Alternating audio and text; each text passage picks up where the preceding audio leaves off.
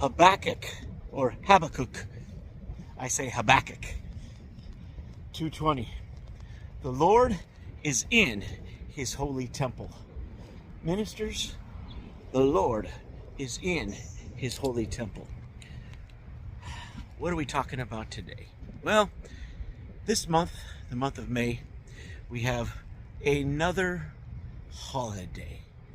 And us as ministers, we're either teaching or preaching or serving in some way more defined and possibly with more work involved than just your average churchgoer, as we are servants to our pastors, servants to our assistant pastors, servants to our bishops, etc. And we're working hard during the holidays, planning different things. If you're preaching, if you're teaching, you're planning those things, getting those things ready.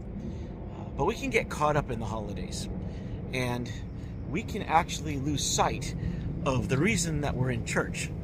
The reason we're in church is not to celebrate Christmas.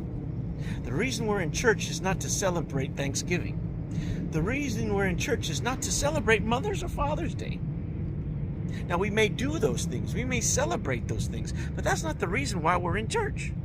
We're in church to glorify God. The Lord is in his holy temple. He's in the church, and he's in us through the Holy Spirit. So if God is in his holy temple, then his temple is holy. And we all know the story. Jesus went into the temple, and he did not like what was going on in the outer court where the Gentiles, the only place the Gentiles could gather. And we have these money changers, gouging the public, gouging those who were trying to bring sacrifices to the temple and couldn't afford and had to do the exchange of money, and they charged them exorbitant prices. And he says, you don't make my Father's house a den of thieves. This is my Father's house. So ministers, I know that Mother's Day is this month, and we are honoring our mothers, absolutely. And we're celebrating our mothers, of course. But with all the pomp and all the circumstance that some of us can have in our services, let's not lose sight of why we're really there. And maybe that's something that we need to discuss with each other and with our pastors if we feel it's getting too far in another direction. Birthdays, celebrations. We do want to fellowship with one another. We do want to honor one another. The Bible tells us to do as such. But we are at church to worship God, to read his word, and to listen to his word. And yes, to fellowship. But God first. Love God with all of our hearts, all of our mind, all of our strength, and love our neighbors as ourselves. So this year, you're going to be in a Mother's Day service. I'm sure of it if you're a minister of the Lord.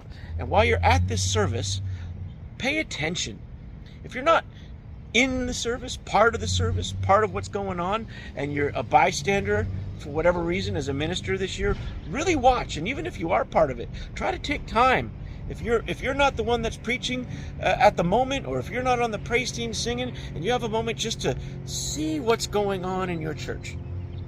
See if God is being given glory and honor and praise, or if it's all about the mothers. And then think back about all the other services that you did. At the end of the day, the point of going to church is to glorify God, to worship him and learn of him, study him, to know him, to pray, to gather, to do all these holy things. And if we keep on lifting ourselves up too much, God may change some things in our church in a way that we don't want. So let's focus this Mother's Day as we honor our mothers. And then, of course, Father's Day is next. Let's pay attention. Are we truly giving the glory and honor that is due his name? Or is God taking a back seat to our holiday celebration? Thoughts, good thoughts for us ministers, because we don't want to get caught up and swept away in honoring people more than we honor God. Till next time, may the Lord richly bless you, Brother Steve. with you. God bless.